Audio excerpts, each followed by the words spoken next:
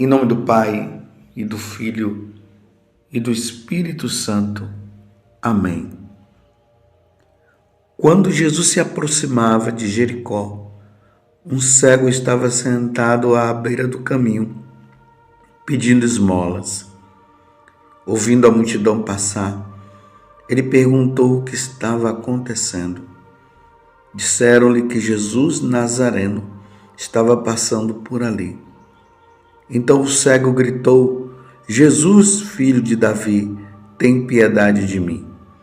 As pessoas que iam na frente mandavam que ele ficasse calado. Mas ele gritava mais ainda: Filho de Davi, tem piedade de mim. Jesus parou e mandou que levassem o cego até ele. Quando o cego chegou perto, Jesus perguntou: Que queres que eu faça por ti? O cego respondeu: Senhor, eu quero enxergar de novo. Jesus disse: Enxerga, pois, de novo. A tua fé te salvou. No mesmo instante, o cego começou a ver de novo e seguia Jesus, glorificando a Deus. Vendo isso, todo o povo deu louvores a Deus. Palavra da salvação. Glória a vós, Senhor.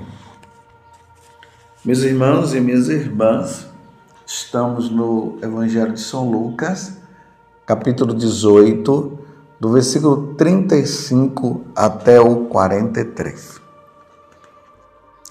E nós vimos este momento maravilhoso, onde Jesus curou este cego.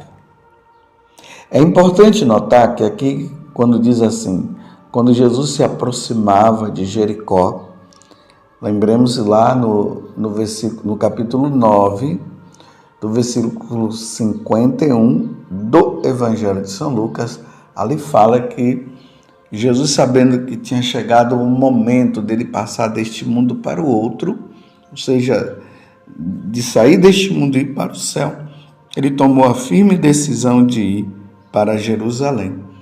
Então Jesus saiu da Galileia, passando lá pelas proximidades da Samaria, onde ele não foi recebido pelos samaritanos.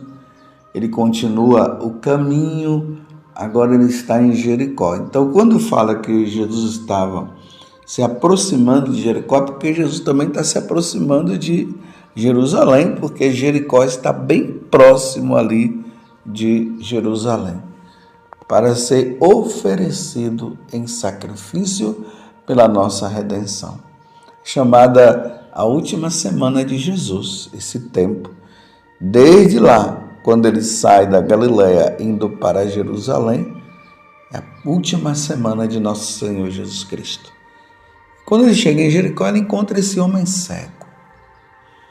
Esse homem cego que já tinha ouvido falar da fama de Jesus, ele começa a gritar: Jesus, filho de Davi, tem piedade de mim.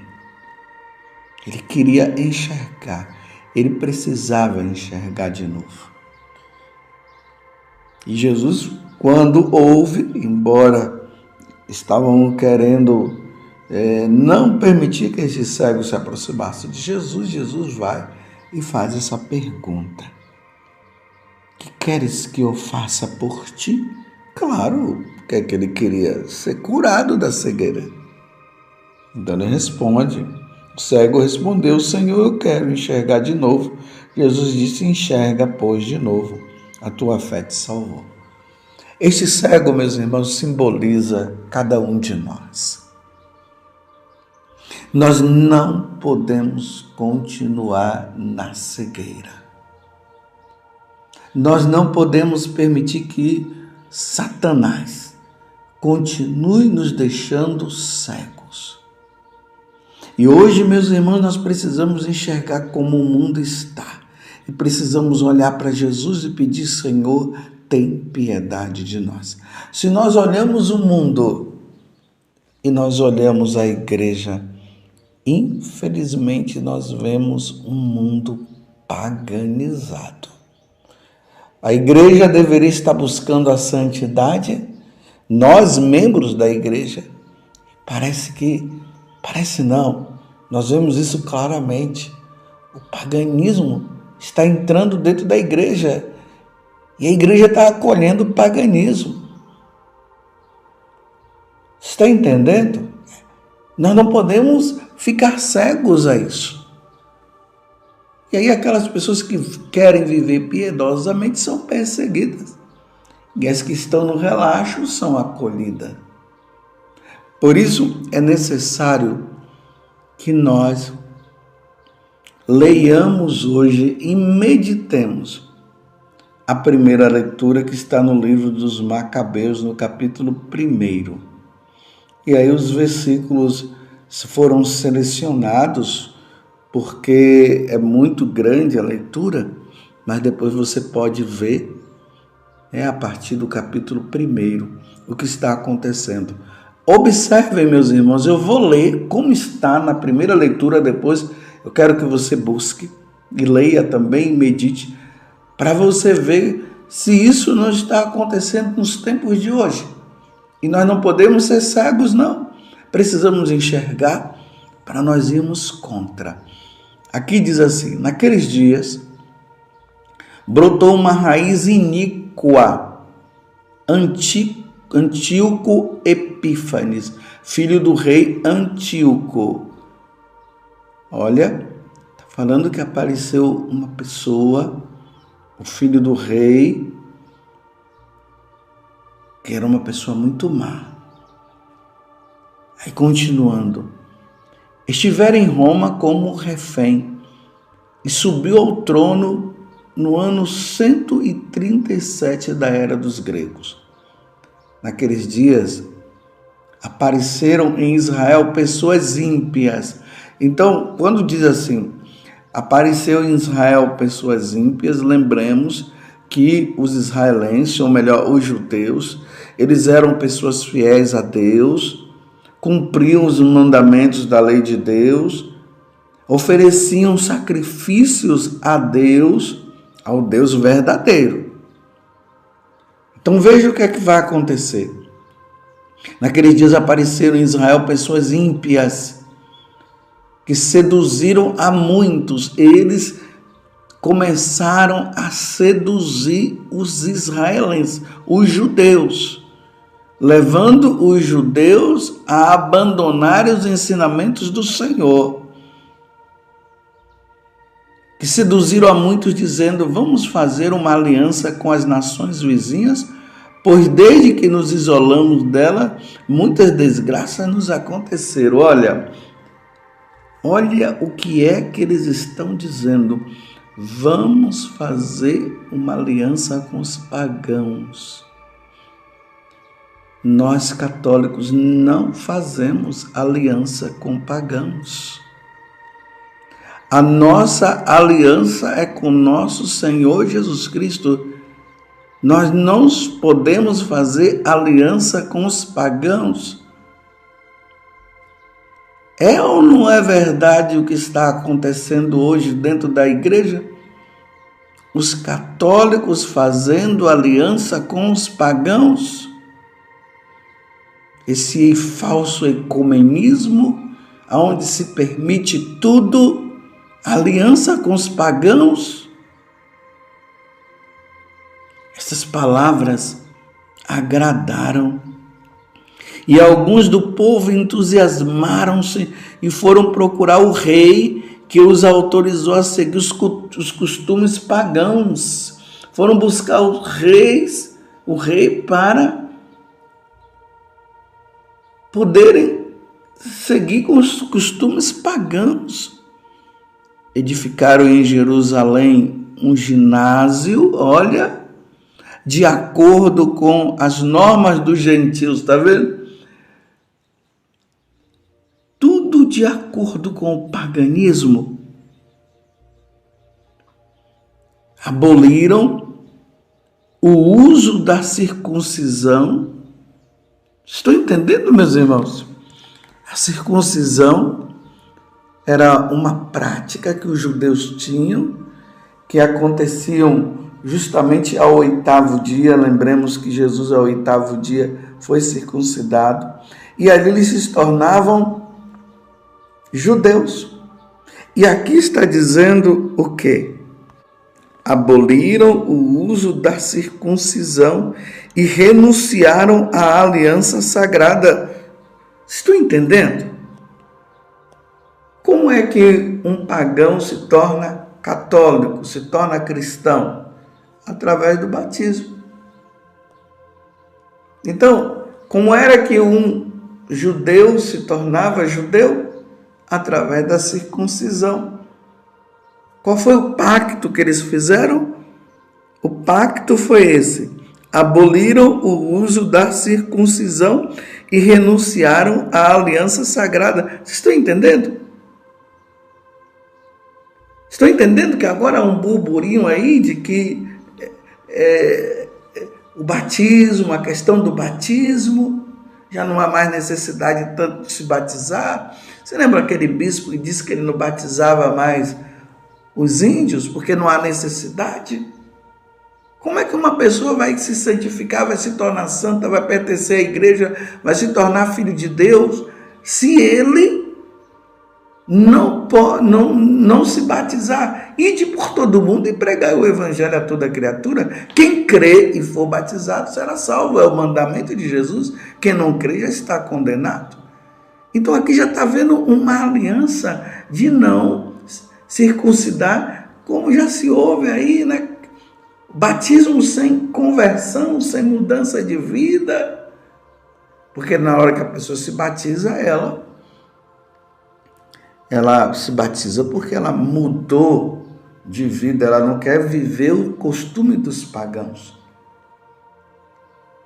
E agora já se ouve burburinhos aí dessa questão do batismo. Associaram-se com os pagãos e venderam-se para fazer o mal. Então o rei Antíoco publicou um decreto para todo o reino, ordenando que todos formassem um só povo, obrigando cada um a abandonar seus costumes particulares. Então, agora acabou os costumes, nada de vida santa, nada de sacramento, nada de mandamento. É isso que está por trás. Todos os pagãos acataram a ordem do rei. Inclusive, muitos israelitas adotaram sua religião. Está vendo? Os israelitas gostaram disso, sacrificando aos ídolos e profanando o sábado. Até os judeus entraram na onda, meus irmãos. E veja se isso não está acontecendo na igreja.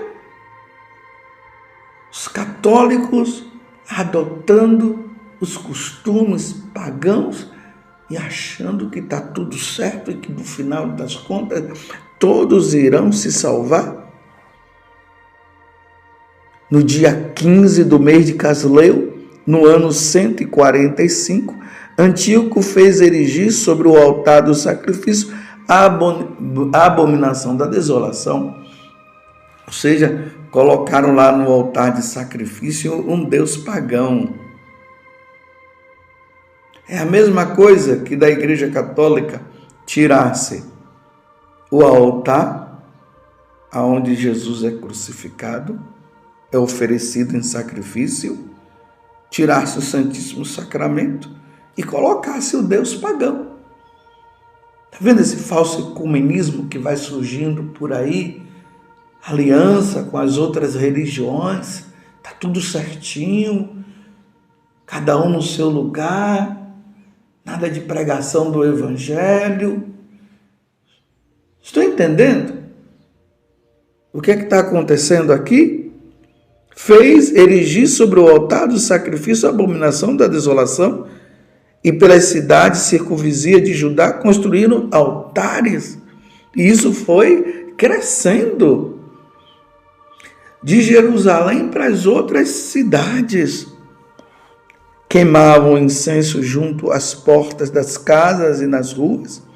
Os livros da lei que lhes caíam nas mãos eram atirados ao fogo depois de rasgado. Está vendo?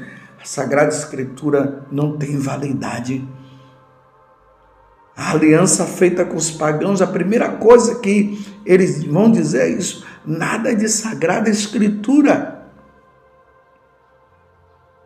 Estava ouvindo uma vez uma religiosa, desculpa eu dizer, mas foi ela que estava falando isso, que ela estava participando de uma reunião onde a Sagrada Escritura foi queimada e eles estavam aceitando.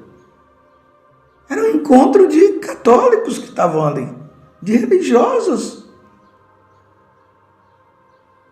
Eu fiquei abismado com aquilo, escandalizado eu fiquei, apoiando, dizendo que estava tudo certo. Porque na cabeça deles estava o quê? Que a Sagrada Escritura, ela é patriarcal, é machismo puro que tem ali dentro. Como se queima isso e o que vai fazer o quê? Uma nova Sagrada Escritura? Olha o que estava acontecendo. Então, queimaram o livro da aliança. Em virtude do decreto real, era condenado à morte todo aquele em cuja casa fosse encontrado um livro da aliança. Meus irmãos, nós estamos vivendo tempos difíceis e precisamos ter a Sagrada Escritura e o Catecismo da Igreja. O depósito da fé precisamos guardar, precisamos estudar, para termos em mente, para nós não sermos levados por esta aliança pagã que está aí se infiltrando dentro da própria igreja. Assim como qualquer pessoa que continuasse a observar a lei, não se deveria observar a lei. Mas muitos israelitas resistiram e decidiram firmemente não comer alimento impuro, preferiram a morte a contaminar-se com aqueles alimentos. E não querendo violar a aliança sagrada, esses foram trucidados. A perseguição chegou aos judeus, como a perseguição está chegando aos cristãos que querem viver a fidelidade aos mandamentos, aos ensinamentos de nosso Senhor Jesus Cristo. Estão entendendo? Nós não podemos ficar cegos ao que está acontecendo hoje. Essa crise no mundo, essa crise na igreja. Quem fala da Sagrada Escritura é perseguido dentro da igreja. Quem quer viver os ensinamentos da igreja que sempre foi ensinado é perseguido. Porque o que importa é o paganismo, é viver como pagão. Porque a igreja é opressora. Os padres que querem viver a fidelidade, os padres e bispos são opressores. Precisamos acabar com os opressores. E aí essas ideologias que vão contra os ensinamentos da igreja, está vendo isso acontecer lá no tempo dos Macabeus e nós estamos vendo com os nossos próprios olhos. Por isso que nós não podemos estar cegos. É tempo de muita oração, de penitência, como Nossa Senhora vem pedindo nas aparições. O tempo é esse. Penitência, penitência, penitência, como ela falou em Lourdes e como ela falou em Fátima, para se rezar pela conversão dos pecadores. Estou entendendo, meus irmãos? Essas práticas pagãs estão entrando dentro da igreja e estão dizendo que é assim que deve ser. Antigamente, o pagão se convertia ao catolicismo, passando ali pelo batismo e tudo. Está o inverso agora.